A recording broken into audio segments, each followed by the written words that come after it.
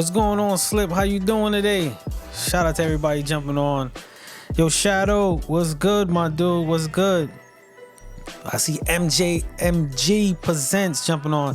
Today is our official day broadcasting on the SHU Studio page. Shout out to everybody on MJMG Presents app. Today, I'm in the hot seat today. Today, the questions will be thrown at me. And like always, I never want to prepare for such a day. So I told everyone, don't ask me questions ahead of time. I don't want to see them. Let's have a true conversation. And that's what we're doing today. So shout out to everybody jumping on right now. Much love. We just making sure all the stuff is set right now. So shout out to everybody jumping on. We're going to have a nice night. I don't know what to expect. I really don't know what to expect. I don't know what kind of questions. I don't know the directions. There's so many different angles and ways this can go. A lot of things could be said. So I really don't know what to expect today. But one thing that I do know for sure, this guest host, Lady Savage, is possibly the best person for the job today. So I look forward to this sit down. I look forward to hearing and seeing what kind of questions are gonna come my way. Cause today I'm in the hot seat. Shout out to Noli, shout out to Tim Dog, shout out to everybody jumping on right now. Much love to y'all. So what we're gonna do right now, we're gonna warm up the set and we're gonna go into a video. We're gonna go into this video. We're gonna go into unsigned. I think it's just proper to go and unsign, and it's very interesting because I'm trying not to be in host mode right now. I really try not to be in host mode, but I'm excited. I don't know if y'all can tell I'm excited, so I hope you are. With that being said, we're gonna go into unsigned, and please ask your questions in the chat too. This is y'all time. But this is unsigned by yours truly, and we'll be right back with the set. One of them that put their own dough up. A boss, you're only the boss if you put up your own money. If you don't put up your own money, I don't care how much somebody gives you, you're nothing but a supervisor. It's not yours. I'm cashing royalty checks and I ain't signed though. Hit a few radio sets without a high note. But this what I know, turn 4 to 9 more. From Denimora to Rolex, my time rolled. They said my grind was old. I came home at 28, broke, my mind was on. To find a job, nope, so my job was find my own. And what my PO ain't know, every night I'm off. That's what I counted on. I said music could pay my bills, they laughed at me. And when I bring it back up, they wanna laugh with me. Like I'm laughing with them. In the past, I would've put a flash up on them. Go write some raps up on them. Let's keep it real. You frontin' for the rails, I'ma post up. You just gonna post all in your feels. For them likes, you gon' pen whatever's right. Like your story, 24 hours out of my sight. I'm unsigned. We taking flicks in the offices. Sitting in the meeting while recording it. Posted by the logo, then we posting it. And they call us right back, we do it all again. Let's get this straight, you ain't signing a 360, but brag about your stream, Spotify doing you filthy. And you posted it, not knowing what's supposed to get. And expect labels, come and try to offer shit. I'm in them offices, I know what they offering. What you don't often get, I know how to re-offer it.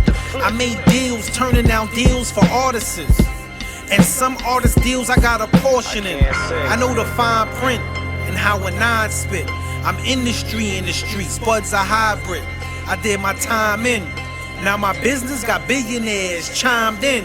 They had the game in a chokehold, I Heimlicked. I cleared the way, dog, and I ain't gotta rhyme it. I maneuvered the timing. I made what you recouping. I engineered and looped it. Mixed down, off the grid, produced it. I'm unsigned. We taking flicks in the offices. Sitting in the meeting while recording it. Posted by the logo, then we posting it. And they call us right back. We do it all again. Alright, y'all, that was unsigned. I had a lot of fun recording that record, a whole lot of fun. But right now, what we're about to do, right? Y'all watched every Monday, I come on here and I sit down with individuals and I interview them. And it's more like a conversation. But today I'm in the hot seat. And I call it the hot seat, not in a bad way, a hot seat where we bring in some flavor, we bring in some stuff, and I'm usually getting everybody else in a hot seat. So today is the day. There's questions, maybe there's answers, there's a whole lot of stuff. But I do want to do a formal introduction to this host. We had this individual on the show, which is super dope. This individual has a show, hosts some of the most greatest live entertainment for independent artists. You want to check this individual out after this show, please do, and it's a must. This is Lady Savage. So I'm about to bring her on right now. This is Lady Savage. Check her out, y'all. Here we go. Let's get a round of applause. And let's bring Lady Savage on. He said, how are you today? Wait. You muted. There we go. I am exhausted. I'm not gonna lie to you. But no, it's crazy that you say I host something, because I actually literally hosted 2 events this week. Yes. So I threw my own show, Ladies Night at the Boombox at RVA Boombox on Saturday. And then I hosted Flag on the Moon at the Broadberry last night. So if I sound like I've been smoking cigarettes since I was 12, I don't. I'm just... I get you. Well, today I'm in your hands today, and I'm gonna leave it there.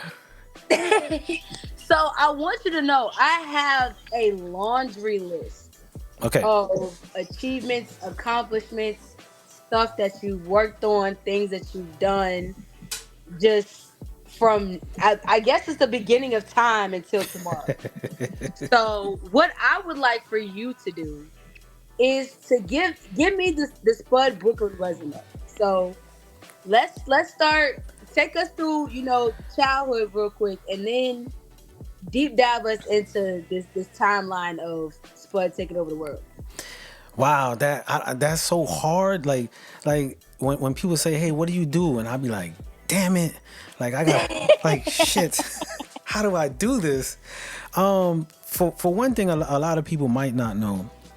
I come from a Jamaican background. My parents, both from Jamaica, migrated here and looking for that new start at life. And growing up, I grew up in a household I didn't understand genre. It was just music to me. It was, my mother listened to soft rock, my father listened to Bob Marley and the Motown. My sister was Shabba Ranks, like, and my brothers was like Run DMC. So it was just a mood for me. So it was destined. And I loved music before I even knew my father was a DJ back in Jamaica. Okay. Yeah.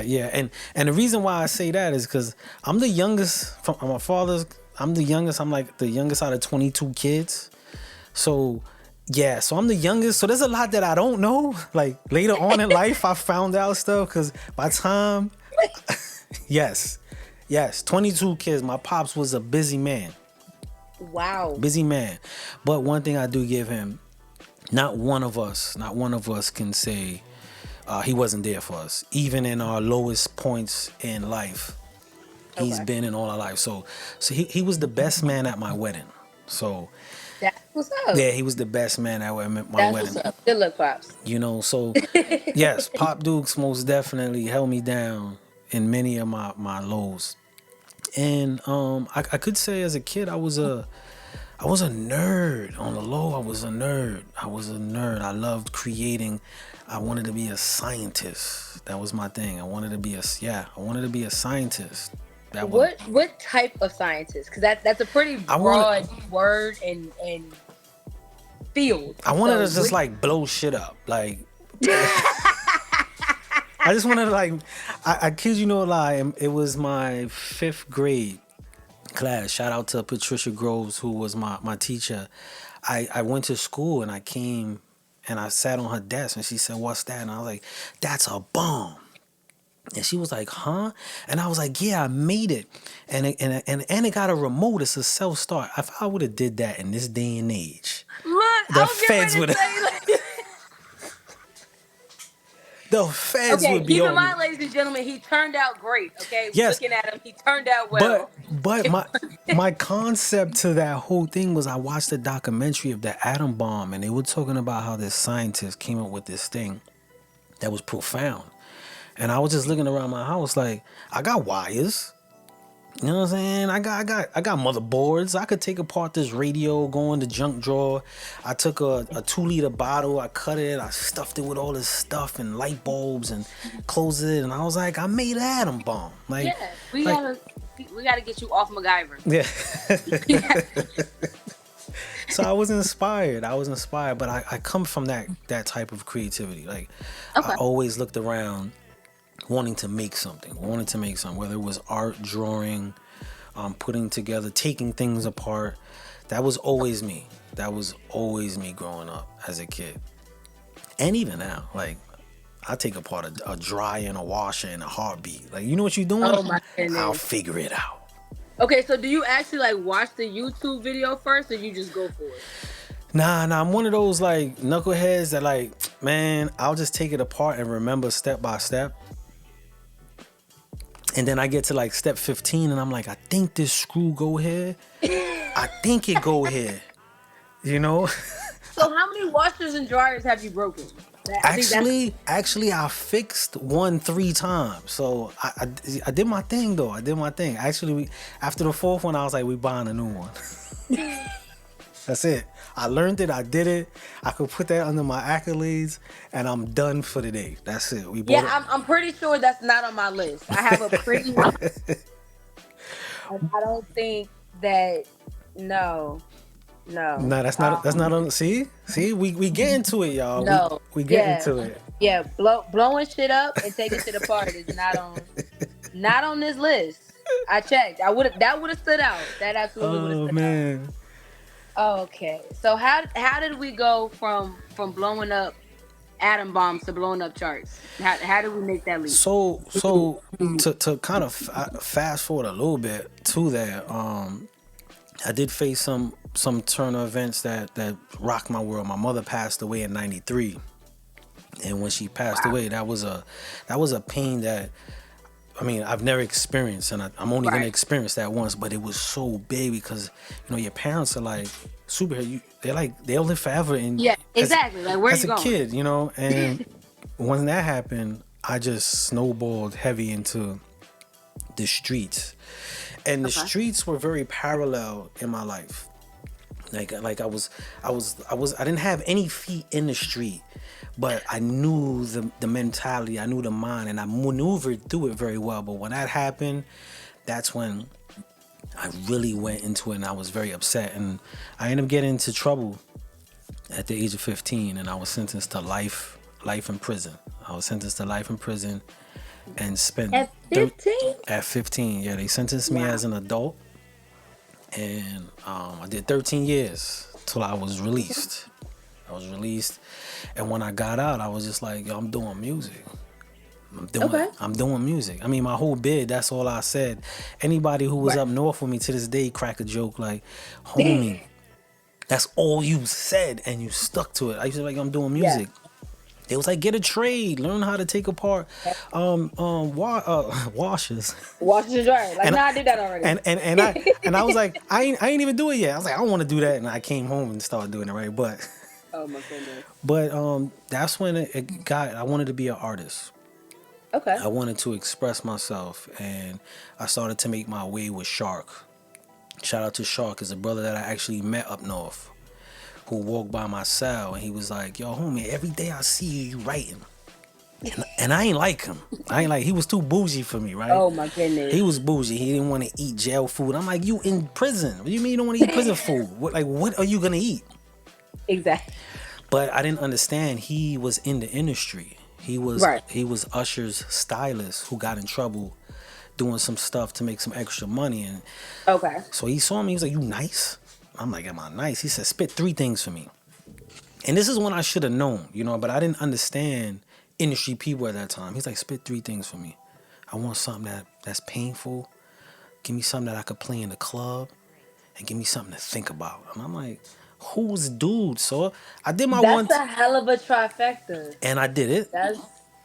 And I did it for him, and he was like, go in the phone booth now. I'm like, what? He said, go in the phone booth right now. Somebody want to talk to you. And I went in the phone booth, and I picked up. I'm like, hello? And they were like, hey, this is Kurt Burrows. I'm the gentleman who started Bad Boy with Puff. My friend Mark told me that you're a phenomenal writer. Let me hear something. And I was like, I literally went like this. And I opened up the phone booth and I went to Shark and I was like, who the fuck is Kurt? Who the fuck is Kurt, bro? You got me on the phone. And he was like, go in there. Oh and my goodness. I went back and I spit for Kirk, and then he was like, yo, here's my address, here's my phone number. If you get out, because I had a life sentence, so we didn't know when I was gonna get out. He was like, yo, if you get out, contact me. Right. You're talented. And then I went to my cell and I threw in I never forget, I threw in Mary J. Blige tape, right? And when I looked at the credits, it said Kurt Burrows. And I went back to my man. I was like, yo, was that the Kurt? He was like, yes, man, that was the Kurt. That's Mary J. Blige's manager who started Bad Boy Puff. Shout out to Kirk, who's my man to this day. That's my dude. Shout out to Kurt Burrows. He texts me every morning. Good day, sir. Every morning. Shout out to Kurt. Good dude.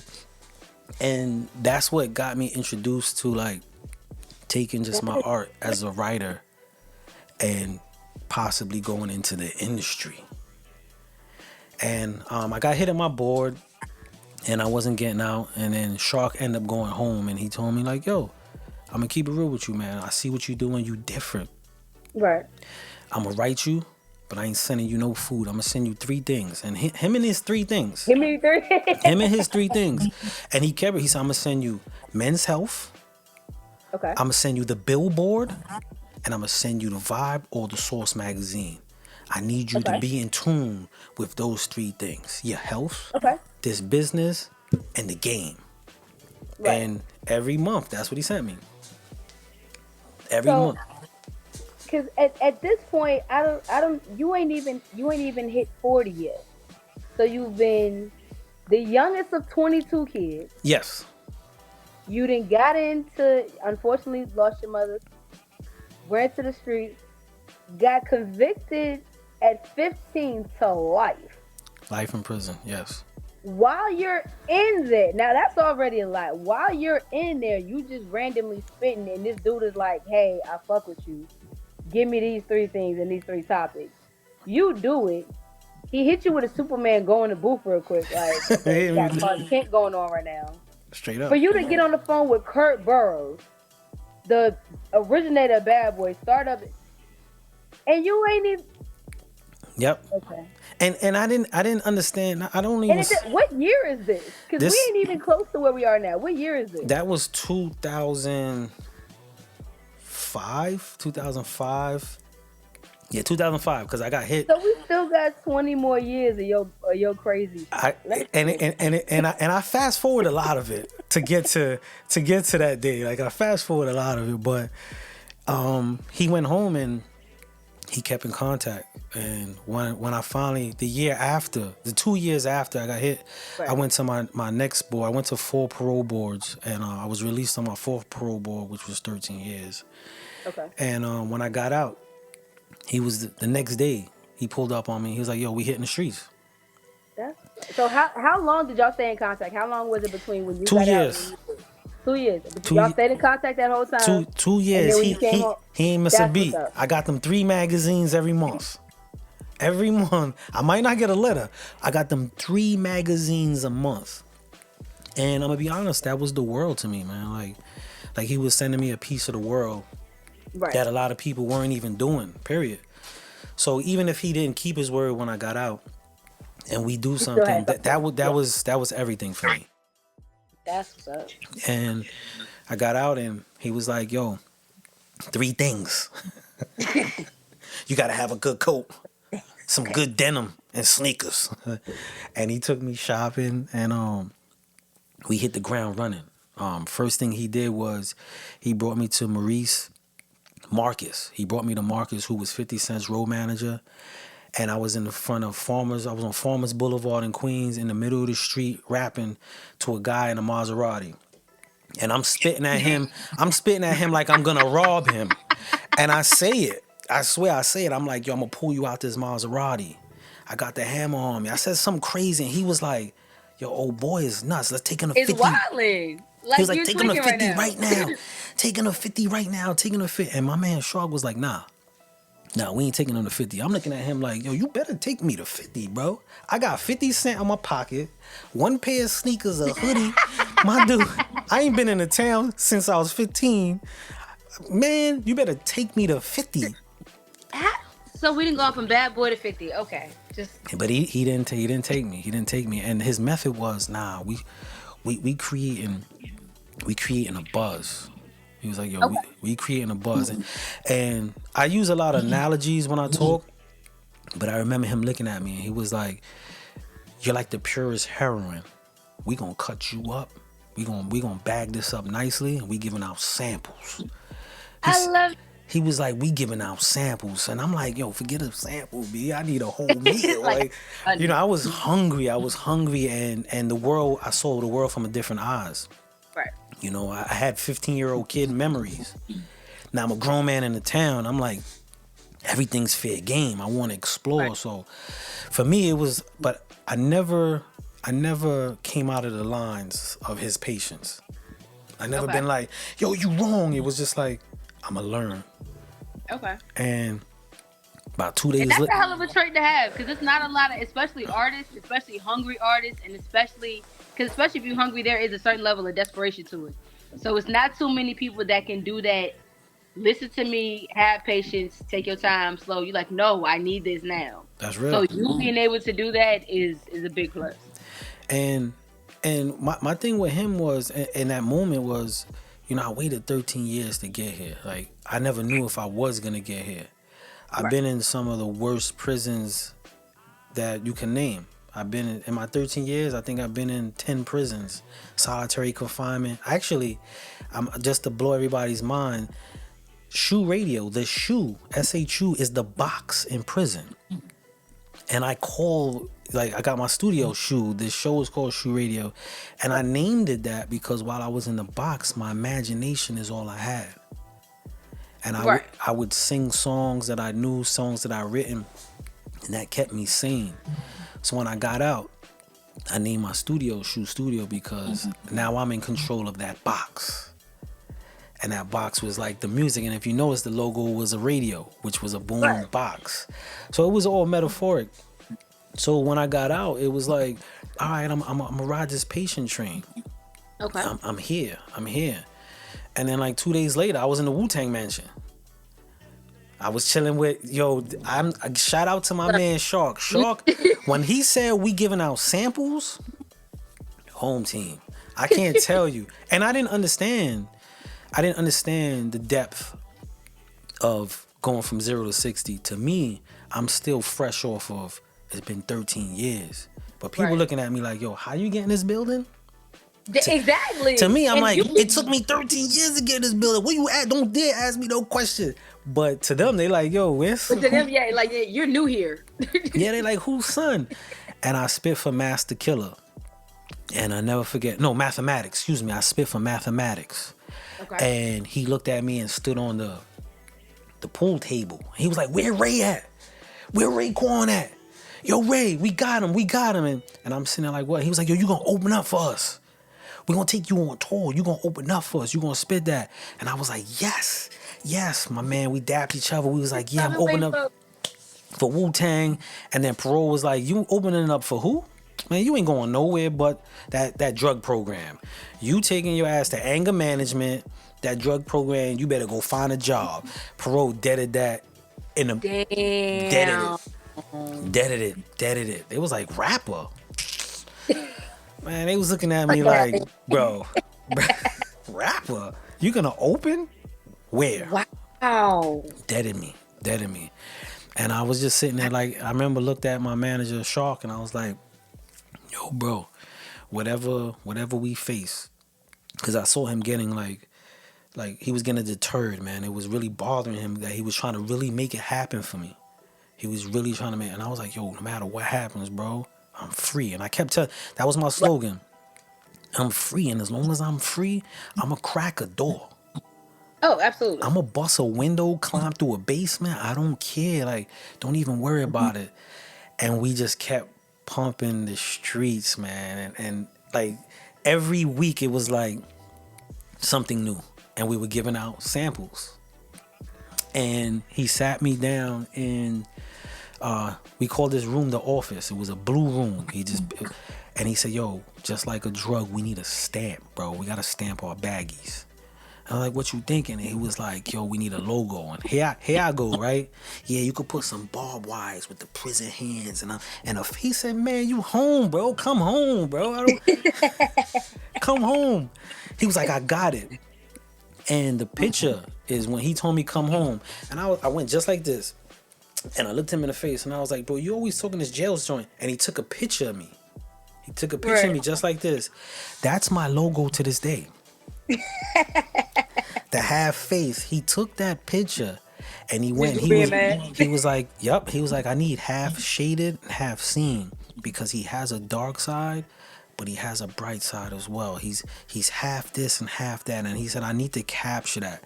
And he came back and he was like, yo, I got the stamp, bro, and he showed me the logo. And I was like, man, I hate that shit, man. I don't want that shit, bro. I want my barbed wires. I want my barbed wires. I was just being resistant because like I want it this way. He came out with something really dope. Really dope. Exactly. Really dope. And the crazy part is he was like, yo, now that we got our stamp, we gotta stamp it. Right. And we bought a stencil, and every night we went to the record labels and we spray painted my face in front of every record label. Every night. Shout out to my parole officer. Yeah, I was breaking curfew. I was out there past the time, said I was at work when I wasn't. Hey, I was putting in some work, right? But shout out to Mr. Flanagan. Shout out to Mr. Flanagan. Yeah. We was spray paint. We was vandalism. Oh my God. Oh man, I love it. I love that. We can laugh about this now type shit. Like, it's hilarious. And they cleaned it up every day. They spray washed it, and we did it every night. And then one day there was a note. And the note was like, who are you? Because it said, Spud, I want in. And that was from the King of New York movie. That was our slogan, I want in. Right. And they left a note there where we put it. What do you want? And it was an email. And that was Jive Records. Shout out to Jive. And we reached back out to Jive. Who else would be next on the list? And that was like my first in-studio meeting. It was at Jive. We went into Jive, and Ant Wrench was the A&R. And Ant Wrench was like, yo, bro, we gonna take this to the moon. And he was real hype, and he had a lot of energy. And that's when I realized A&Rs had a lot more work that they had to do to actually sign an artist. Like, just because the A&R like you, it had to get upsold. I say that a lot. It has to get upsold to the next person. And Omarion was the dude. Icebox where my heart used to be. And he sat me down and he was like, Spud, check this out, Spud. Your music is immaculate. It's great. How about we take some Omarion moves and you bust a move with your lyrics? Man, I was in there like, who do I gotta smack, Shark, man? Like, is they really trying to dance and everything too? They wanted me to do the moves to my raps. And I'm like, do you hear what I spit? No. I'm like street corner music, man. Like, you serious? And they were like, yeah, that's where we could get it out. And I wasn't really with it. It wasn't genuine to who I was, but I never said no. And what I told Shark was like, no, F them. And I said, no, we're going to rope them for as long as they keep opening the door to us. We're going to come into this office and we're going to learn game and we're going to speak to who we could speak to. And that's what we did. And we kept chipping away. And then it got to a point where the game was changing. We were coming from a market back in the days, hard tape sales, J cards, ripping the plastic off, going online, and actual line of the store. And now it was going digital. And Shark just was like, yo, I don't think I want to do this no more, man. We did everything that we were supposed to do, and they talking all this dance stuff, and we parted ways. And it was a little, at first I even wrote a record called Drive. He laughed because I kind of dissed him on it. I'm an artist, man. We emotional beings. So I know. So I wrote a record, you know what I'm saying? I put our story in the song and talked about it. We laugh about it to this day. But I just felt like for the patience that I held, I thought we had the same patience, and I thought we would chip away. And that's when I was like, you know what? He took me as far as he was willing and possibly could. Right. I got to keep going, and that's when I was like, I'm gonna really focus on SHU Studio, like building SHU Studio. Turned it. It was actually an independent label at first. A lot of people don't know. It was never a studio per se. I did studio work because I needed some money and to generate. So I needed some money. But I don't want to go too fast on the SHU Studio. I got to tell you this. I was working this whole time. I was working at a laundromat, Far Rockaway, Seager Boulevard. There was shootouts in my job and all that. It was hood. It was drug sales. We had a guy in there called Arcade. He used to come in, say hi, and go to sleep behind the video games. It was that type of environment. And I was making $120 a week, $120 a week. And I saved $8.40 for 3 years.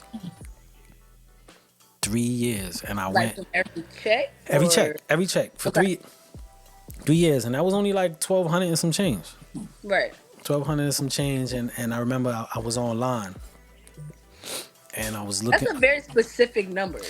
What was so special about that number? Amazing question. Now I had $150. I had to pay for my Metro card. Back then, phones ain't unlimited plans. Y'all lucky. I had to wait till the weekend, 7 p.m. Yo, bro. Yeah. So I had to pay my phone bill. I had to pay for transportation to go to work. And I was paying $50 a month where I was staying.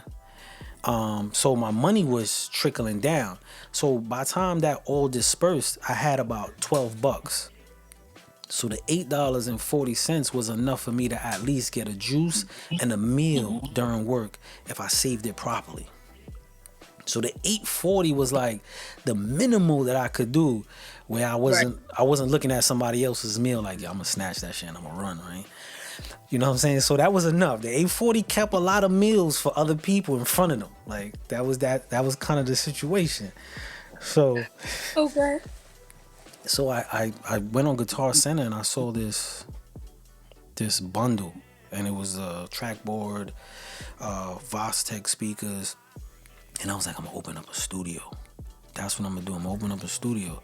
And I remember I called a few friends and I'm like, yo, I'm gonna open up a studio. And I was like, you can't even engineer, bro. I'm like, I can't, but I could learn. They were like, yo, bro, you wildin'. And my wife, who was my girlfriend at the time, she was pregnant. She was pregnant. So is this before or after the washing machines and dryers? This is before the washing machines. After, yeah, the washing machines was the after effect. That was all after. That was later on in the accolades. No, so it was you tried to build a studio first, run a studio first. Yes, and the studio, the equipment. When I was asking everybody, I remember one of the last people I called was a close friend of mine, and he was like, "Yo, bro, Pampers cost so much. You got a baby, you don't even got a good job. You bugging. Right. You setting yourself up to go back to prison." And the last person I called was, my wife. Well, she was my girlfriend, my pregnant girlfriend. Right. And I'm like, babe, they got this studio equipment. I'm gonna open up a studio. And she was like, how much it costs? And I was like, $1,200. She was like, how much we got? I was like, $1,200. And she was like, go for it. And I hit enter. Bing, enter. It was like 2 weeks, your package will come. I was dead broke. I had no more money. So I spent all my savings. Right. 2 weeks come, I'm excited. I opened it up and it was all the wrong equipment. I ain't know what I was buying. I bought a whole live set. I wanted a recording set. I was like, where you put the CD in? This got a nice track board. It's 36 tracks, but where you put the CD, it was a live board. So that tells you how much I didn't know. I bought a live set. Yes. But what it did, it jump-started for me because it gave me something tangible to work with. Like I needed that mistake. I went on Craigslist, went on YouTube, figured out what I needed, started trading, selling. until I got the right amount of equipment that I needed to at least jumpstart my makeshift studio. And me and my wife, my girlfriend at the time, we weren't even living together. So then we actually moved in together, and the space that we were occupying as a living space, another unfortunate event happened. Her mother passed away. Blessings and rest in peace to Martha. And the basement got available, and it was basically it was an open space. And I was like, we were thinking about what we were gonna do and divide the house up. So we were dividing the house up with her brother, and we were like, she's like, take that spot, build a studio. And I'm like, all right, cool. I start calling people, I need a studio. People looking at me like, you bugging. And one dude, David Hall, was like, I'll help you. What we got? I said, I ain't got nothing. And he was like, we figure it out. I put all the money that I had again. We went to Home Depot. We put sheetrock on top. We didn't even have a car big enough for the sheetrock. We have the sheetrock on top. He holding one side while he driving. I'm holding the other side while we driving. And it's shifting. We like, slow down. We gotta square that back up. And we bought the sheetrock. And we came into the studio. And where I'm at right now, and we put the walls up. The actual walls up. And that was on my birthday. DIY a whole nother level with that. The studio was my birthday. It was official on my birthday, and my daughter came home that same day. Oh. Yeah, my daughter came home. She was born 3 days before, and then she came home the day I finished the walls. The studio morphed, and that's when I really started to like focus on business and work with other people and snowball into like what we're seeing today. That was like the catapult to like me finding me, not just as an artist, but just like as an individual creative. Right. That was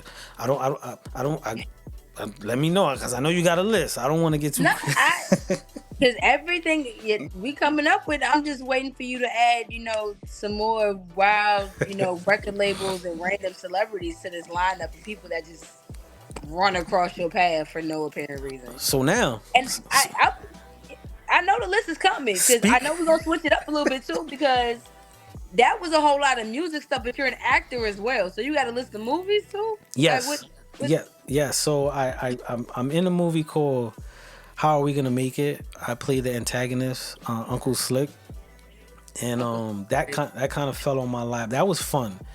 That was the first set that I was a part of that introduced me into acting. Okay.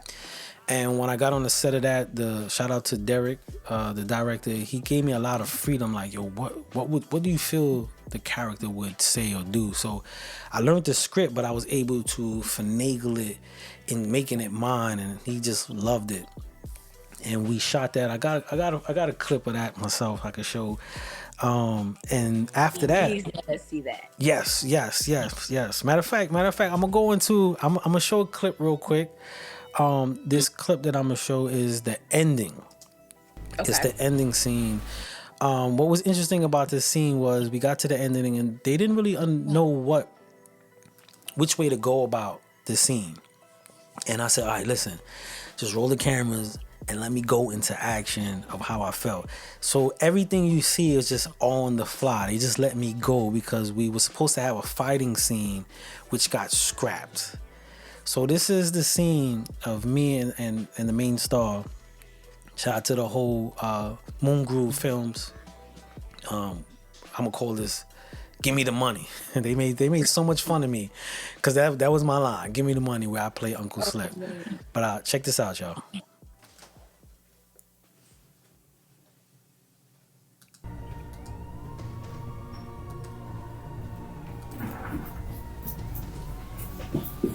Give me the money.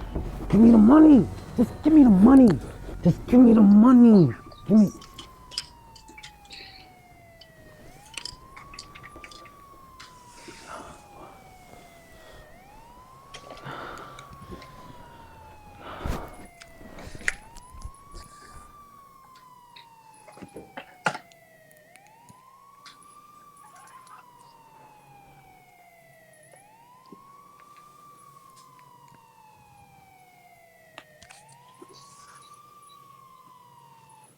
And that right there was the clip from How We Gonna Make It. That was the ending scene where the storyboard of it is I put his father in prison.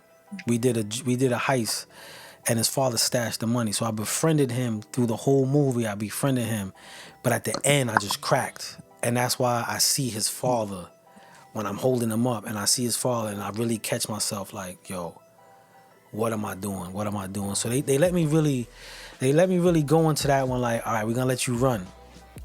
We're gonna let you run, and they let me run, and it was fun. It was fun. That's when I was like, yo, this acting thing, I could really get into this. I get into this. And then my second film that I got to be a part of was The Walking Dead. I got into The Walking Dead, man. I played a scene for a guy named Benjaro who was selling TVs in the new one with Michonne and Rick. That was cool. It's real quick, but I was on set. I got to mess with the actors. The actor who played Rick, he came to my set He came to my set actually, and he said, "How we doing?" And I was like, "You want a TV?" And he started laughing. So it was cool. It was cool to see the both sides of being in a short film as well as background. Why did you ask? Say it again? Why did you ask him if he wanted TV? Oh, that was my set. So I was selling TV. So I watched him prepare for his role. What he did was, for 20 minutes, he walks up and down the set reading his script. Okay. And then he'll just stop at random people in acting mode. So when he stopped to me, my set was selling TV. So I was like, you want a TV? Like, I got TVs. You know what I'm saying? I got TVs. Oh, man. That's great. Yeah, so that was cool. That was really cool to experience that. And acting is most definitely something that I enjoy. I could see a lot more in the future in that film of industry. All right. Now we're gonna switch back to the music just a little bit because I actually got acquainted with you through Miss Jackson Music Group. Shout out Miss Jackson for hooking this up once again. Love that lady. But you were a very large part of an album that recently came out called The Experience. Yes. And I absolutely love that. And you said something towards the beginning when we first started about how you didn't really listen to genres and stuff like that. And I've always called The Experience a genreless album. So that was actually like kind of perfect and it made sense. So tell people about that and who's on it and how that whole project came about. First and foremost, I don't want to take the credit for that project. I was an executive producer of it, but that project was Miss Jackson's project. Like, she came to me and said, I got this idea of putting a whole bunch of artists together and I'm gonna make it. And the first thing I said, how many songs? And she was like, like 12, 16. I was like, what? No, that's too much. And she was like, no. And I was like, I don't know, Miss J, that's too much. But I said, you know what? Let's see how it unfolds. I was like, I'm real tiptoe. Sometimes she comes out with something that's like so big, and I'm like, I don't know about that, but let's see. So as she was going through, finding the artists and had the producer team, shout out to Mike Paul. I see he's on here right now. I started to see it unfold. And I was like, yo, Miss J, you got something. Yeah. And she was like, yo, you wanna do it? And I was like, nah, don't shove it on me. You gonna do this one. You're gonna do this one because she has an amazing mind frame when it comes to music. Right. And collaborating and bringing people together. My thing was I wanted her to really see that for herself and enjoy the rewards of it. So I was like, all right, I'll executive produce it, and basically just lined up where I felt songs should go. If things needed a little touch up, I would tell the artist. So I just did the fine tuning, but I refused to take any credit for the experience. That was Miss J. I just was there. I was just there making sure I could sweep up. Well, no, you did a little more than just be there, because weren't you on a song with somebody? Yes. I'm actually on a song there with my wife. I'm on a song with my wife. Miss J sent over the beat. I heard it. I was like, I like it. She was like, yo, I want. She had an idea. She was like, yo, I want it to be raunchy and crazy. And I was like, that beat is not saying that to me. That is not. But I just was like, all right, Miss J, you know what? Let me get that beat. You know, I call it. I talk to the beat. So I just feel what the beat says, and then I lay it down and I shot it back over. And it was like, yo, we love it. We did that. And then Miss J was like, yo, I need an outro. I want you to do a skit about what music means to you. And I heard the outro beat. And I just pressed record and I went in the booth and I just spoke. Okay. I just spoke and I sent that over and they were like, yo, that's the outro. That's the outro right there. And I was like, all right, cool. Like, it was easy. I just spoke to the beat. Like, whatever I was feeling, whatever music meant, I just went with the beat and did that. So I added those elements to it. Okay. And I'm glad I did. It was a really, really dope project. If anybody can check it out, most definitely get to that. Yeah, that whole project is crazy. I play it on my show on the regular. And it was a few artists that I found basically through that project. So you were one of them. The girl that sings Pressure, and I'm gonna say that because I know I mispronounce her name wrong every time, and I don't want to mess it up. But Pressure is absolutely one of my favorite songs. Yogi Calhoun, but my absolute favorite is JR's. I love JR so much. JR's did that. That boy's ridiculous. He kills everything. He had 2 songs on that album. I love them both. Yeah. He sends me stuff all the time, but he's another amazing one. Yeah. Somebody else that was on that project that I met before it came out, but somebody else that was on that one, you also have a song with, is Tony Bosco. Shout out to Tony Bosco. Big shout out to Tony Bosco. Yes. Second Flag Boys. That's right. Yeah. Shout out to him. Be on the lookout. Be on the lookout for his project dropping through MJMG. Most definitely. Concrete Success. Yeah. Tony B. That's my dude. Yeah, because y'all came out with 95, a couple months ago? Yeah. We were in the studio. We were working on a song. He was working on a song. He was actually recording Scrape It. We just finished. We just finished Scrape It. So me and him just chopping it up. And shout out to Nate. It was Nate out here with Mello and Mike Paul. They was playing beats and Mike Paul was playing something. And we was in the control room and we looked at each other like, hey, what's that? So we came out and they were like, oh, that's old. We was like, man, that ain't old. That's it. And we looked at each other and we were just like, we jumping on that. And he took it back. I kind of waited. He took it back. Probably like the next day, he was like, yo, here's my lyric sheet. Right. He sent it over me. And Tony, he don't know what I did. I deleted it. I did not want to read his lyrics. I was like, okay, he got a verse. I'm going to write one verse and I'm going to shoot it back. But I'm not going to read his lyrics. I did not want to lead. I didn't want to be influenced. Iron sharpens iron. Like I love his penmanship. I was like, nah, this is my speed. So I shot it over. And then when he was like, yo, I like it, I heard his recording. Right. And then we had one verse. And then we were like, yo, no chorus. He was like, yo, we gonna do a chorus? He's like, nah, we gonna run. So he sent over his pockets of what he said. And then I listened to those to match the energies in between. And then when it was finishing, I was like, yo, 9-5.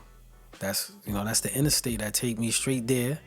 Right. You know what I'm saying? 9-5 was the energy of the rhyme pattern. And 95 rap style. So I was like, yo, 9-5 all day. Like, if you want to look at it the classic time of year, or you want to look at it as the interstate, however you take it. But that was 9-5, and that's how 9-5 was birthed. Shout out to Tony Bay. Big shout out to Tony Bosco. All right, so you have given us a pretty good look into the past and the most recent, things you've had going on. What do you have going on? So we know about SHU Studio. We know that you have, you built the studio straight DIY, by the way. So now that the studio is together, is up and everything, what are you doing with SHU Radio now? What is the actual studio doing?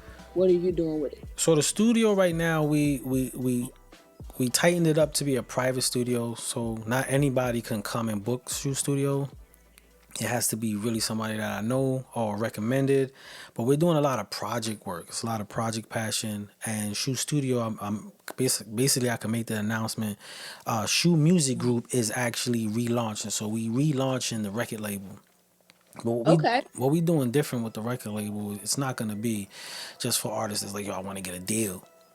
Right. We're gonna be doing the real groundwork, artist development, formulating records, showing you how to work your Instagram, your promotion.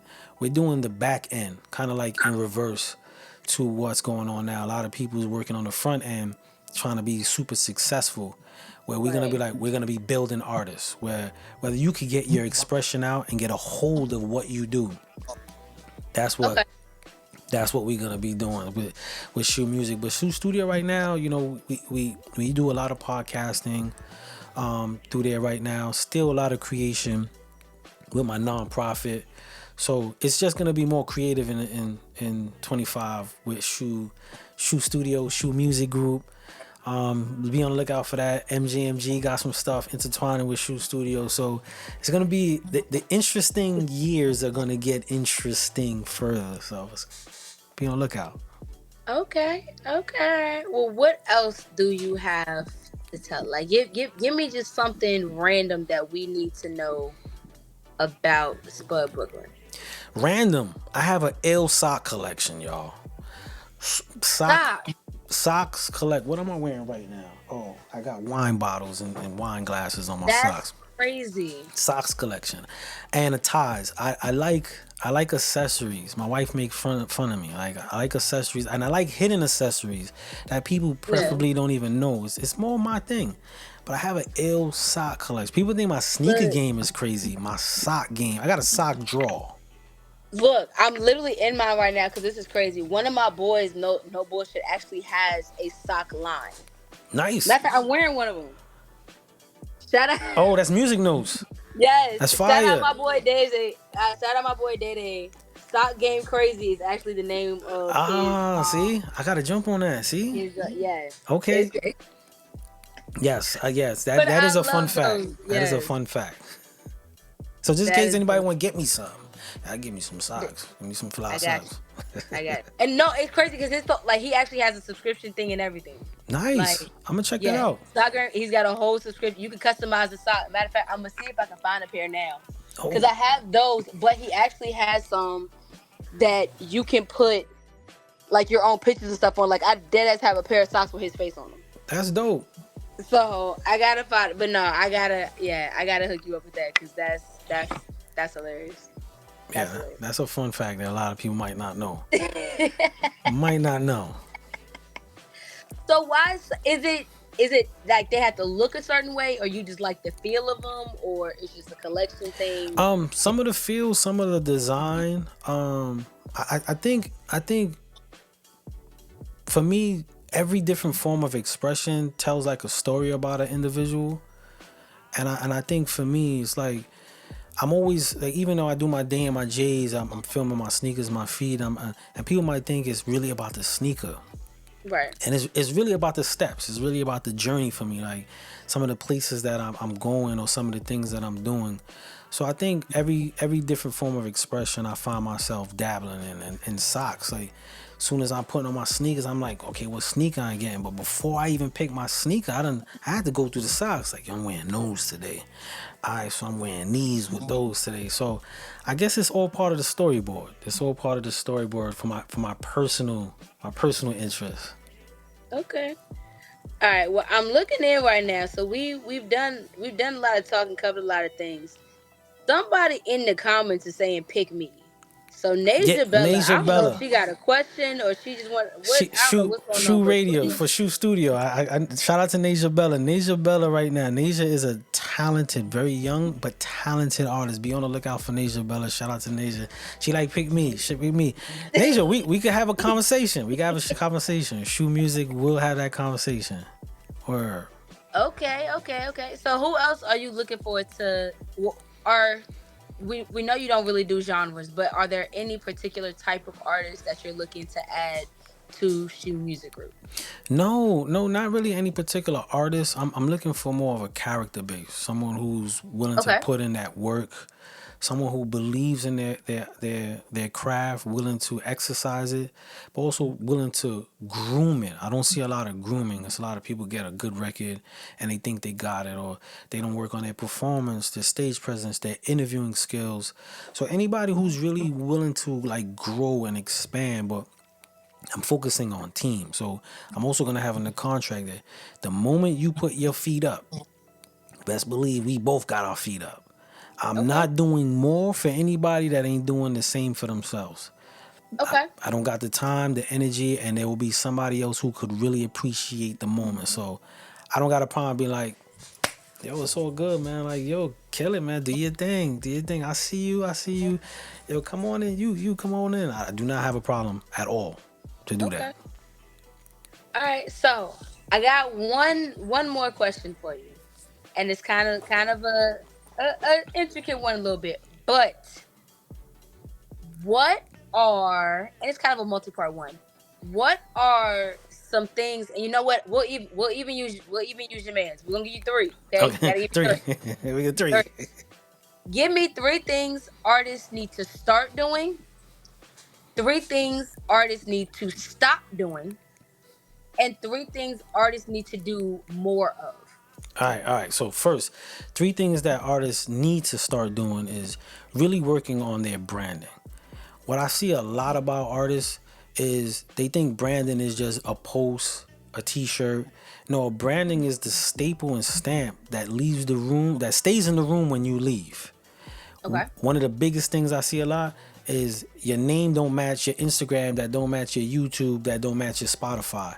That's all you. And if I gotta go 5 different places or names to find you, you done missed the mark on your branding. So I would tell people that's the first thing, like really ground what branding means. Okay. Aligning all that. The second thing, stop looking or say you looking for a team when you're looking for a service. Hey, look, do me a favor. Say that like 7 more times. You know what I'm saying? Okay. Like stop saying you want a team when you really want a service.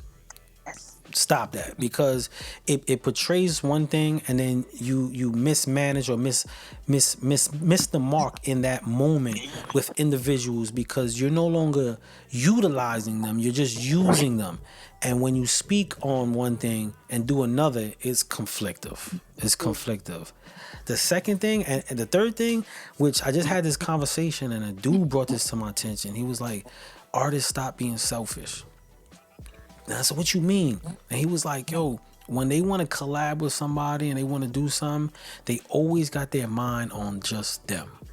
But they want you to do this. You want to.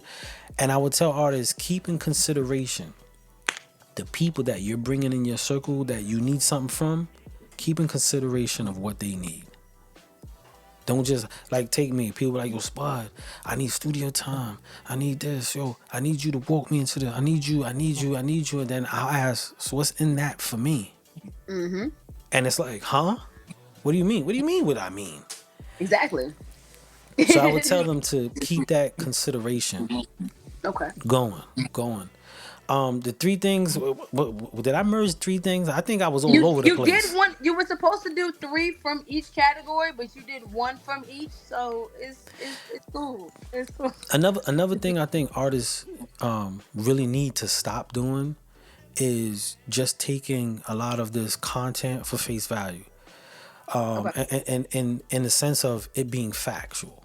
We have artists taking people's, yo, I heard Russ say this. Yes, Russ can say that because of his situation. Right. A lot of times they want to make their situation around someone else's model when that's not your model. Yeah. Yo, I'm gonna sell t-shirts because so-and-so sold t-shirt. Nobody wanna buy a t-shirt. Your t-shirt, bro. They don't know you. They don't like it. They don't even like you. So I would tell artists, they don't know you. Grow yourself. Stop using other people's markets, people's message, and people's roadmaps as your own. Stop doing that. And the other thing is, stop thinking you the only one that could say you the one, please. Stop. That don't sell your record. Man. I could go through email like email after email, yo, I'm the one. Bro, I got that one already. Like Yeah. the other 500 said you the one. Show me something. And I think that's part of that competition aspect is because, and I think that to me, I think that competition aspect has kind of been lost because it used to be a competition, but now like y'all are really taking this as like a one and done. So if you're in like boxing, wrestling, any type of sport or anything like that, the champion is who wins the belt right now. Yeah. So it's not hard for somebody else to come through and unseat the champion. Sometimes it is, sometimes it isn't, but it can be done. But just because you won this one doesn't mean you're gonna win all of them. Look at me, I'm a fucking Cowboys fan. You know how hard that is. Yeah, that's real. Because guess what? We used to be able to talk heavy shit and it would be, within the timeline. But now, unfortunately, yeah, I can say we got 5 rings, but they were a while ago. I'm trying to get us to get some back. Okay? We're trying to work on that now. But y'all start to realize, yeah, we were running shit for a while and then somebody else came through and did. Yep. Tom Brady was big shit for the longest. Guess what? He's gone now. Somebody else got to take that spot. True indeed. True indeed. And whether your spot is taken from someone upseating you, from you giving it up yourself, from you retiring, from you dying, whatever else, that spot isn't concrete. It's going to move. And at this point, with the amount of people there are doing it, there's no longer a number one spot. That's right. There's not one spot. There's like 100 different one spots because there's so much of everything. Yep. So as much as people want to be the number one of this, you may be the number one of that in this place at this time. Yeah. And there's nothing wrong with that. Nah. And you also have to realize that everybody may not know you. So you may think you hot shit and somebody else likes this person, but it's because they haven't heard you yet. That's right. So. And know what you want it for. Know what you want it for, Like people say, I want to be that one, but what does that doesn't tell me a story. Yeah. Find. You know what that one comes with. Yes, and what you got to put in and what you want out of it.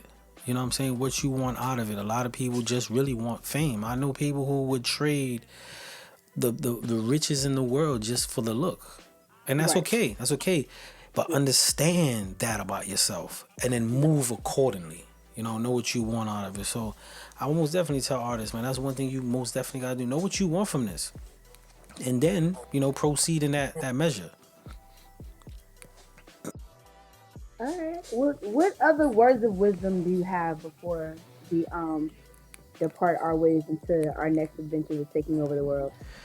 I would just tell people, turn off the noise in your head, the algorithms, the 50 posts a month, the content creation, and really tap into your expression. Find out what you want to say. Find out what you want to show. Like, really tap into that. I see a lot of people that are amazing mimickers. They see what he doing? Oh, that's what he doing? Yeah, I'm gonna do that same. Yeah, now they doing the amazing mimickers. Amazing. They do it to it. Sometimes they do it better than the original. But that's not you. That's not your expression. So therefore, you're never gonna find your true market. You're gonna have somebody else's market that you're gonna have to be creating for all the time. And then the moment you do try to create your own market, people are like, what's that? That's not what you've been serving us. Exactly. So I tell people, just create, man. Find what you want to say. Find what you want to say that you comfortable and you really believe or you really feel, and then grow that. Grow that. People will feel it. People will feel it. People will resonate to it. Like, it will be genuine.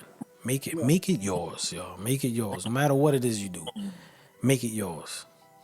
No, those are some real gems there too, and I love how this ties into pretty much like everything, because like I said, I just hosted Flag on the Moon last night, and Radio B has an album coming out. We just did a listening party called The Internet Is Fake, and he had an album before that that's literally called Stop Looking for Noise, and that is the whole thing. Like, people get lost in trying to be this or trying to be that, and then the content creation, and then trying to get these numbers and trying to catch that person, and this person did this dance and did 100 things, so I'm gonna do it and it just all really tied together. But it makes sense too, because I think a lot of artists get lost in that, and it's something that I've seen, not just artists, but even like podcasts and stuff like that Yeah. get lost in, is you started off with this particular thing.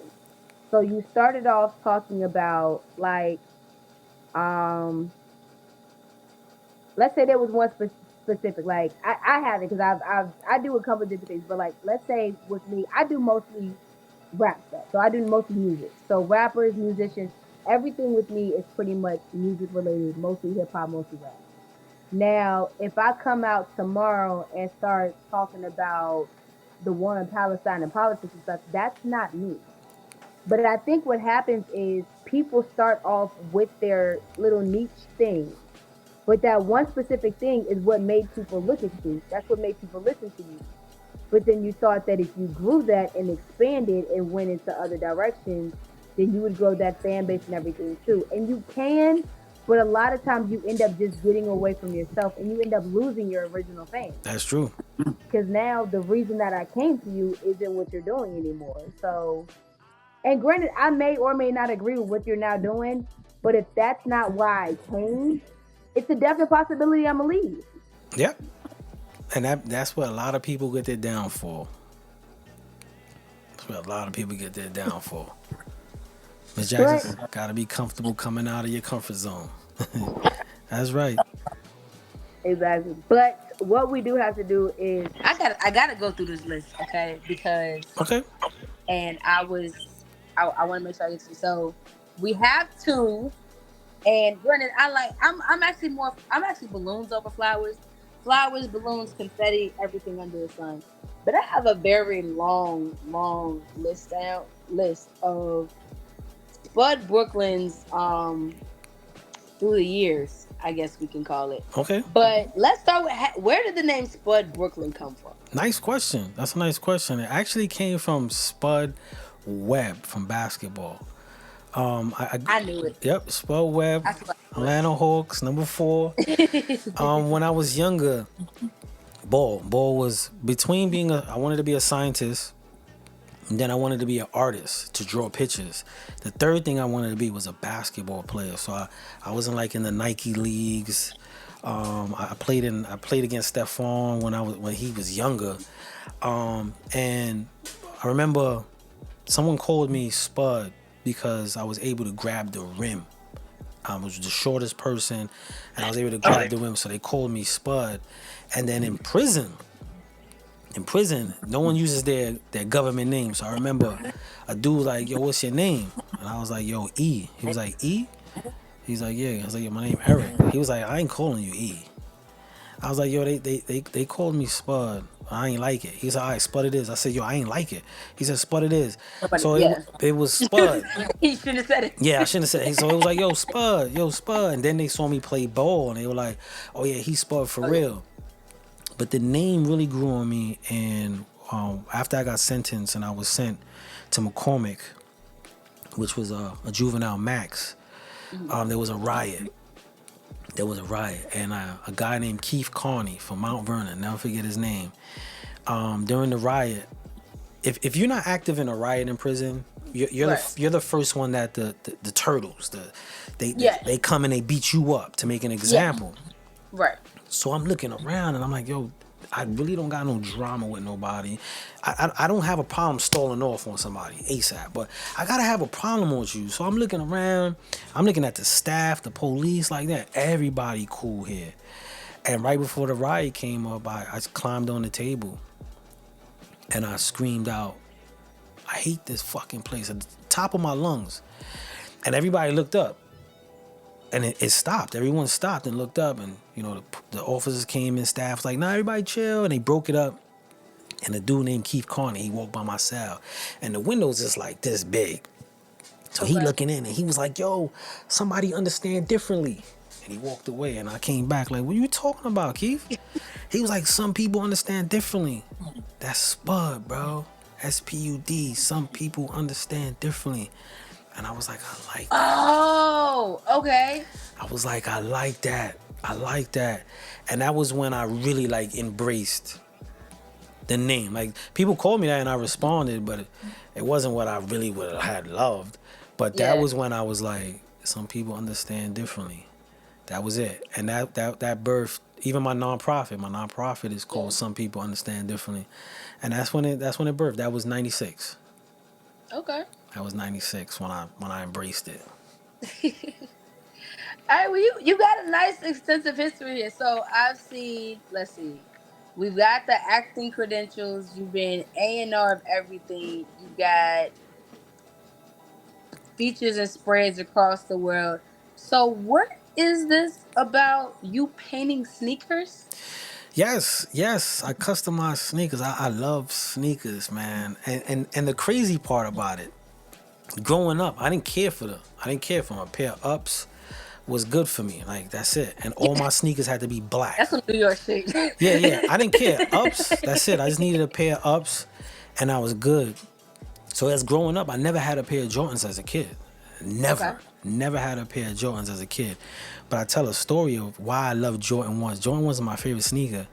When Jordan first came out in 85, that Christmas, both of my brothers got the pair of Jordan 1s. Okay. And I remember their faces and my parents' face when they opened up and got the Jordan 1s. Granted, the person who bought it was a drug dealer. But that's a different story. Yeah. It's New York. Yeah, he was. And my father and my mother was like, "Oh my God, you can't wear those." And my brother was like, "You crazy? I'm wearing this, and they're gonna rob y'all for it. You can't wear them." And it was this big thing for the Jordan 1s. And I remember sitting there like, I don't see the big deal. Fast forward, and when I got out, I always loved that moment of life because the value of something determined how people viewed you and your safety or your reward. Okay. The guy who bought it, Lance, he bought it because he wanted to honor my brothers. My parents looked at it like they feared it. So that one instinct had a duality of it. And I loved that. I loved having that duality between like super wrong and super right. And this is why I walk around with shirts that say ex-con. Like I'll be like, yeah, I've been in prison. Be careful what you say to me. How you doing? I'll go and shake hands and kiss babies and all that. But please be careful. Don't say the wrong thing. I love that balance. So Jordan 1s became my favorite sneaker. During the pandemic, when everybody got locked in, I was looking at a pair of sneakers and I had this idea and I was like, yo, I want to send it out. Okay. And I reached out to a few people and they were like, yeah, it's going to cost $100 and something, $200. And I was like, man, I'm going to paint these myself. So I just started painting sneakers. And I was like, oh, these is fire. So I would wear them or I posted them. And people were like, yo, you do that? Make a pair for me. Right. So I went in my closet and I'm pulling, now I'm wilding though. I pulled out like exclusive Jordans that you can't find in the store. I'm putting paint on off-whites. I'm in there painting off-whites and I'm like, yo, I'm customizing the exclusive. So now they super exclusive. Oh my goodness. You never gonna see these. No, it's hilarious. I just had this debate with somebody the other day about something like that. So that is funny. And I painted them and it started to grow. And I started to really invest in the right materials, customizing, and then people were reaching out to me to get sneakers customized. People were putting in orders and different requests. And the more you do something, the more you fine tune it, and it just spun into something completely different. And right now I have the shoebox page, the .shu.box page, where I just put up all my customs or sneakers on that page and go from there. But that's how I got into it. Again, expression. I love creating. So shout out to Spud Brooklyn, the one-stop shop for beats, studio time, A&R work, sneakers, socks, watches, movie credits, scores. I think he's supposed to cure cancer tomorrow or something like that. He's got to adopt a whale. That's right. A rhino. I want a rhino. A rhino. Okay. And see, the man wants to adopt a endangered species. See, you got to show this man some love, man. Give him his flowers, his balloons, his confetti, all of that right now. Got to show you something. And I got to give it to y'all, too, because You absolutely, anytime that you can, you pop up on my show, pop up on the live or anything like that. You always show love, always, always, always big up. And y'all keep me with some good music. I gotta let that too because I haven't heard a bad song from you, from anybody that I've, gotten in contact through or heard of from you or anything like that. Anytime I see you, Tony, Miss Jack, somebody from that collective post something, I'm like, okay, I gotta go listen to it. Cause I know y'all ain't gonna give me no bad shit. So I know it's going to be some good music, and I know it's gonna be different. And again, like I said, there's no telling what I'm gonna hear. I could hear a drill song, I could hear a country song, could hear a song with no words on it at all. It's about a flute. But it's gonna be fire no matter what. So I love you, love you, love you so much, and I gotta thank y'all so much for that because I truly, truly appreciate it. Much love. Thank you. Thank you. Thank you. Yep, I am Lady Savage. That is Spud Brooklyn. Shout out Miss Jackson Music Group for letting me come through and do my celebrity guest. Oh man, thank you. For the real quick judge. My bad about the checking into the phone. My ring light camera literally broke at the beginning of this. You good? I've been trying to switch hands and everything, but no. Greatly, greatly love and appreciate you so much. Thank you so much. Thank you. Thank you so much. Thank you so much. And you continue doing what you're doing. It's amazing. And we need these outlets and platforms as well. So thank you. Thank you. Let's give a round of applause on that. So you have a good one. Shout out to everybody that jumped on right now. What I'm going to do for the next 15, 20 minutes, just in case somebody had any other questions or any other thing they wanted to ask that we probably didn't touch on, I'm going to give y'all that opportunity. But before we get into that, I'm going to play a song that I was featured on. It's called Vibes. It's myself. I'm actually featured on this with Bars Robinson. This is coming off the new MJMG Presents Variations project. So we're gonna go into that, and I'm gonna open up the floor, like I said, for any further questions. About 15 more minutes. If there was anything that anybody else had to ask, it was a really dope sit down. I hope I was able to shine some light on some of the things that you might have not known. But we're gonna go into this song real quick, and then we're gonna come right back before we close it out. Yo, check this out. This is called Vibe. Okay, now can we vibe? Is it a vibe? Okay, now can we vibe? Is it a vibe?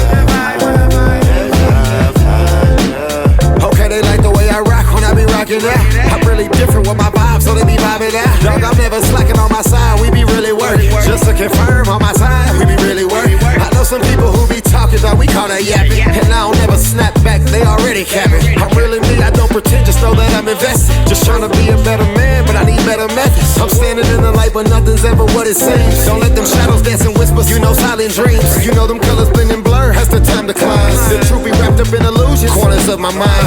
Hey, they say I'm really shining, yeah, you know big motion. Really working analytics, we gon' keep you posted. Yeah, they know I had it locked, when they blocked, they couldn't knock me. Now we putting points up on the board, look at how we dropping. Okay, now can we vibe? Is it a vibe? Okay, now can we vibe? Is it a vibe? Hey, yo,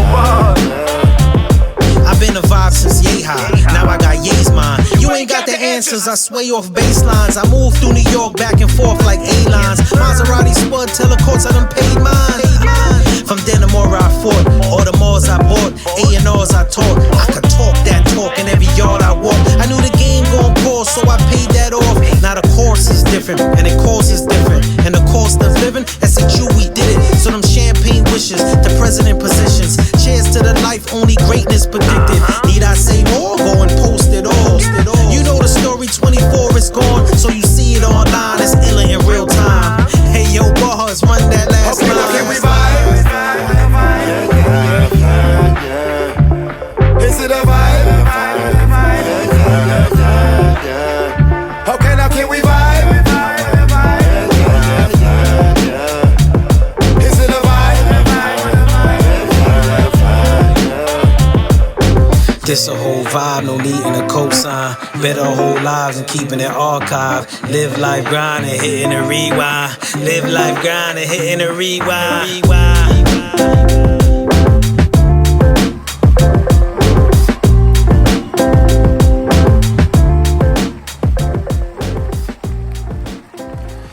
That was Vibes, Bars Robinson featuring myself off the Variation. 2 be dropping very soon. Shout out to everybody jumping on. Shout out to everybody on the app. MJMG presents. Much love. I see there was a question. Tim wants to hear the Bluetooth story. I got a very interesting Bluetooth story, and again I'm gonna go probably 11 o'clock, 11:10. I'm gonna keep going a little bit if there's any more before we close out. But I got an interesting story, funny story about my first day home. And people don't realize how far behind you are when you come home from prison, especially during a duration of time. So I remember them picking me up and we're giving the hugs and we're going to get something to eat. And I'm in the back seat of the car with my brother Vinny. And I'm just looking out the window like, yo, I'm in the town. I'm here, it's on, it's popping. And every time the car stopped at a light, I saw people walking and just talking to themselves. And I'm looking, I'm like, damn, every single body's talking to themselves. So I turned over to my brother Vinny and I was like, yo, V, why is everybody talking to themselves? He looked over to me and he was like, oh, they got Bluetooth. I said, they got Bluetooth. I looked back and I was like, oh shit, I ain't gonna say nothing. I don't want to catch that disease. I thought Bluetooth was a disease. The whole damn day, everybody that I get in front of, I'm like, yeah, so how y'all doing? They're like, yo, what's wrong with son? Prison did him file.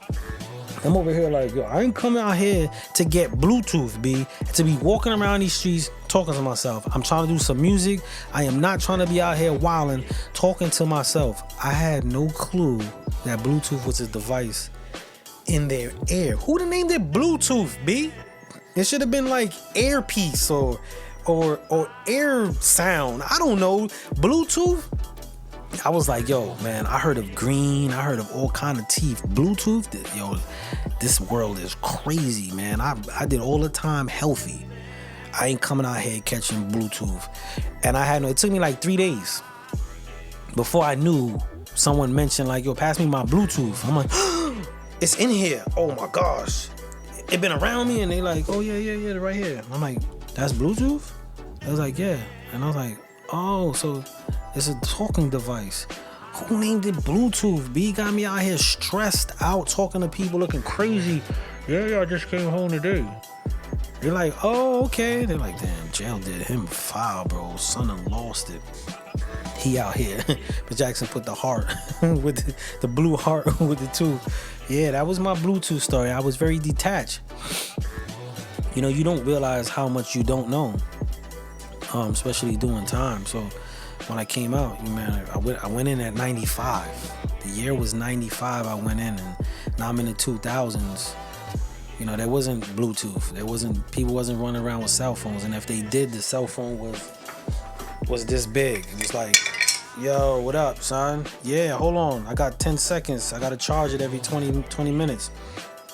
That was a cell phone, you know what I'm saying? And only Miami Vice and the shotters, the drug dealer shotters had those. So I didn't know what a Bluetooth was. But he said, that's funny, bro. Had my Bluetooth. Yeah, I would have been like this talking to you, Triple OG. You got Bluetooth. Hey, you have a good one. But I want to shout out to everybody that came on today to our new broadcasting on the SHU Studios page. Much love. Look out for all the shows here from now on. So we got SHU Radio, the A&R Desk this Wednesday at 9:30, and Dungeon Talk. We all moving them here on this platform here. So thank you all for jumping on. I don't think there's any more questions. I think Miss J had a question earlier on, but we were so much into the flow of things we didn't get to it. But what I'm gonna do, I'm gonna play one more movie clip of my night of the movie that I was in. This is gonna be a talking scene. Matter of fact, I'm not gonna do the talking scene. I'm gonna just do a quick car scene. And again, if anybody got any further question, like today was dubbed, I'm in the hot seat. So this is a moment. I'm giving y'all a moment, because y'all might not get this again. I'm lying, but y'all might not get this soon again. I'm telling the truth on that one. So I'm gonna go into this clip, y'all, and then if not, we just gonna close the night out and go from there. But this is the How We Gonna Make It scene. The scene was me trying to converse and hustle the main actor into telling me where his father had the money. She said, I like the talking scene. I like that. I might play both and call it a night. I might play both for a night. But check this out, y'all. A lot of things I ain't understand. Later on, it made sense. So you might want to check that letter out. But you'll check it. Let's catch up. Grab something to eat. Okay. Talk about this letter another time. All the time, man. It's good seeing you, big man. Likewise.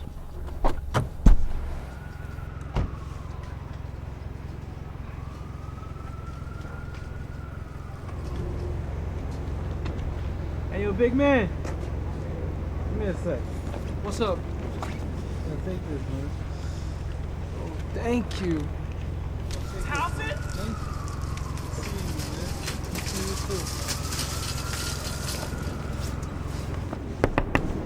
Hey, Miss Love. You stay the fuck away from my son. I don't want him anywhere near you. Come on, Tom.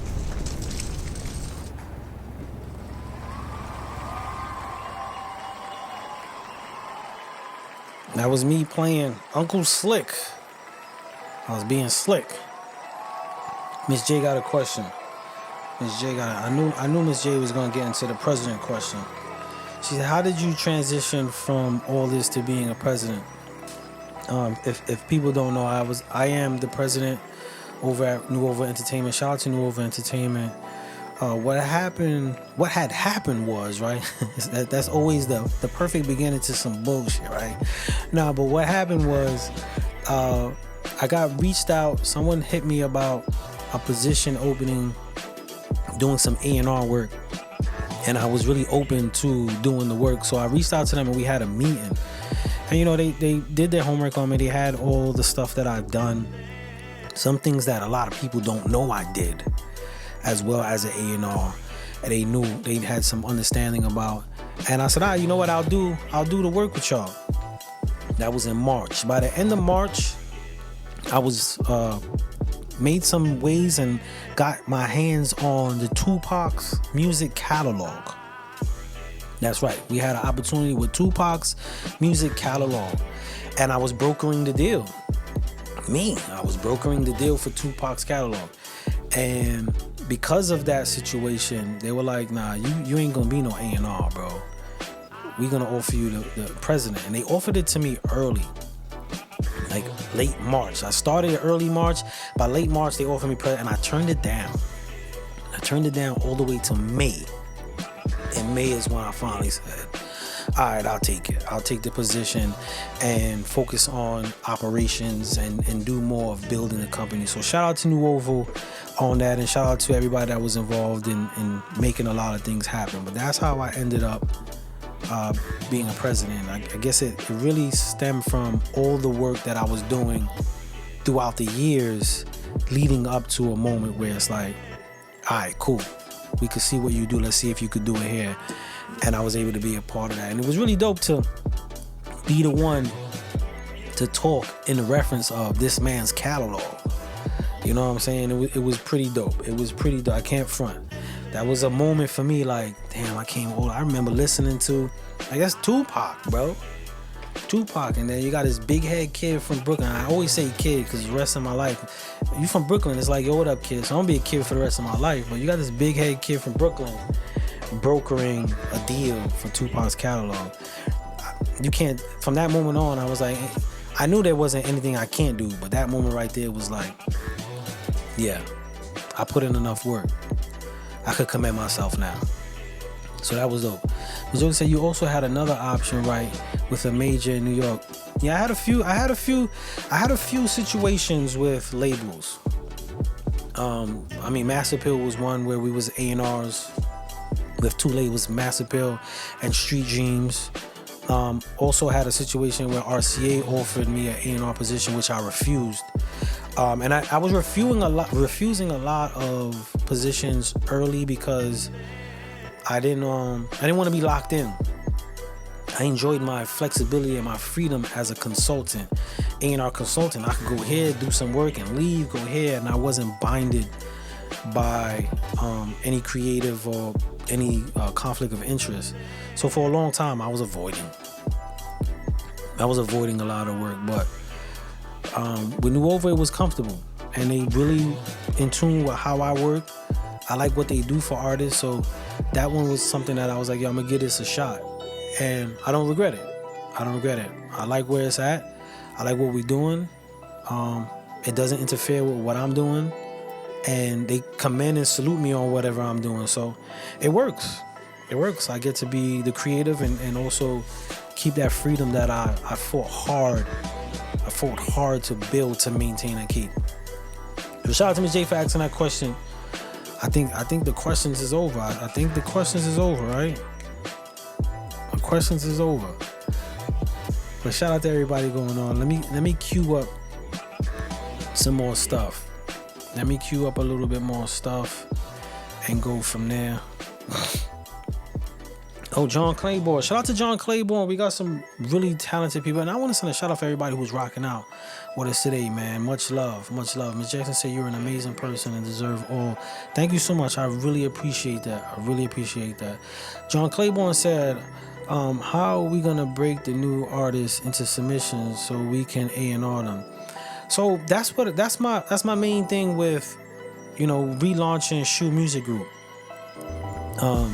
We know that artist development is out the window, but I think I think even artist development needs a new development, and I don't think it's artist development. I'm really calling it, artist momentum, and that's what we're gonna be doing here at SHU Studios, which through SHU Music Group, we're gonna be doing artist momentum. Just giving artists that momentum, showing them what they gotta do, the tools to maintain the momentum, to get in places that could possibly generate music. I think we're fast forwarding to, yo, I got this record, I want to make money. Yo, take me to the label, I'm the next one. And it's like, no, there's a lot of stuff we got to do here. So in the 2025, I'm really going to just be focusing on, I'm really be focusing on artist momentum, working with artists. And it ain't me just giving you shit. No, we're going to be building. And I'm going to keep it real with you. It's going to be a give and take. You want this energy? Well, I need something from you too. I need you to rep this. I need you to talk about this. I need you to push this. Because that's another thing I'm tired of. That's why I refuse to do management, is building artists, working with artists, and then, it don't work for them. But all the jewels and the things you gave them is something they could utilize for life. And then you put nothing in my plate. There's nothing that I could take from that experience to add to my plate. But I gave you all my tools.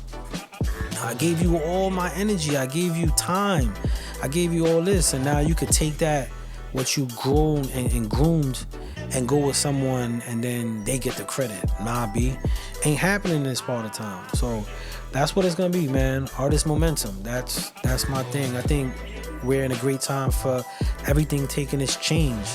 We're watching the music industry taking change, so the approach has got to change too. And that's one thing that I'm developing right now. And actually, it's in the final stages of my development of how I'm approaching. So it's going into just administration now. But dope question. I love that because somebody even asked me, does A&R even matter? And it does. I think it matters more now than ever in life. But again, I want to shout out to everybody. Shout out to Lady Savage. Really dope sit down. I don't know if y'all were on earlier when I spoke about a song that I shot it and I dissed I got at my manager about. It's called Drive. I think that's a fitting way to close the night out. I believe we done with the questions right now, and I don't want to saturate it. We had a good night. We could end off on a good note, but I think I'm gonna end on that one.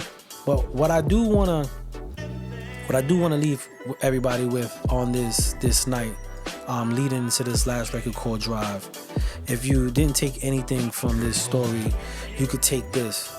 No matter your low in life, no matter your start in life, no matter what you don't have in life, as long as you have life, you have the opportunity to achieve it. I came from a 15-year-old sentenced to life, did 13 years, came home to really nothing, learning life. I had no job, had no money, had no experience, had none of that. But I had life. And on top of the life, I had a freedom. And that word freedom isn't going to be given to you, y'all. You have to earn that freedom. You have to put in the work to find the flexibilities within that freedom. Because if you're just relying on the idea that you woke up, all the restraints between job, friendship, kids, and I'm not saying it like a bad thing, but all those things will create an identity for you. If you don't find you and the things you love in the midst of that, you'll just be a title. And if you want to take anything, don't just be a title. And if you are going to be a title, make sure at least one of those titles, at least, have as many as you can, but at least one of those titles is one that you created and wanted for yourself. Because if you don't do it, life will make a lot for you and do a lot. And I think with that being said, man, I want to thank y'all. Give a round of applause to y'all for hanging out with us. I'm going to go into the song Drive. This song Drive was created in the aspects in the mind frame of keep going. It was written in a time where me and my manager parted ways. And that was the first time I felt like I had to move on my own. Like the holding my hand in metaphor was done. It was over and I had to drive and I had a lot on my mind. So I was talking, there's 3 verses, but I was talking in a sense to 3 different individuals.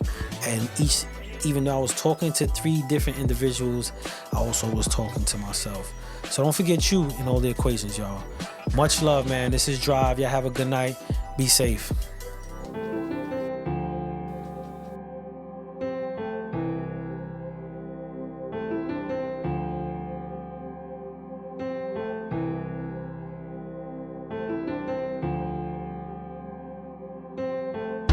I do this for the drive in my soul. For every time I heard the word no, you may not, never let it go.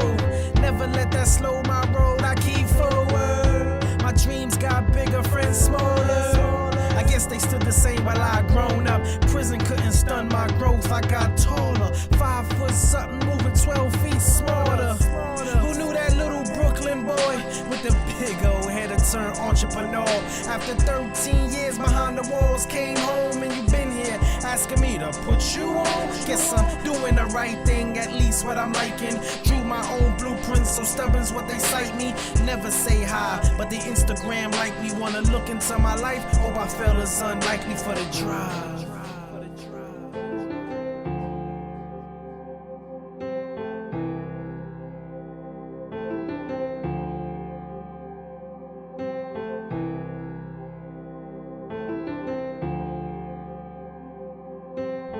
Me and my man, we shared the same dreams. Waking up in condominiums with city lights reach. With a pretty lady friend sleep deep under the sheets. Only evidence of her pedicure dangling feet. Now months go by, we don't speak. I guess time deferred what he believed. He looked me in the eyes, gave his word that he'd get me there. I guess the city lights were never really clear, cause he quit it even though he won't admit it. I guess I wasn't spitting half the likes as he would listen. It broke my heart, he told my man he feel I fell apart. I guess he felt the way the push away began to start. We used to break night, vibing on our lives. Had my firstborn, he ain't never come by. Nonetheless, I'd like to thank you for your time and every word and rewind. It's all love, but Spud pushing for the drive.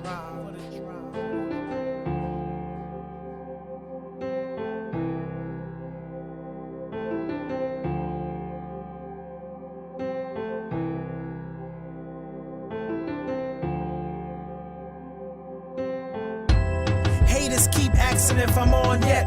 I tell them not yet, they lost in the concept. cause these minute minds can't even process. Spud without a deal, but still prosperous. Look, I took my own dough, made no, broke off, build on, kept on, stacked on, extend on, and I ain't never stopping. Even in my death, cause I made my own markings. My name forever lives in the concrete near you. So dream with the passion and breathe with the need to wanna feed just to have it. And don't try to reach while it's passing. Grab it while it's happening. Never look back at it. Forward is the drive.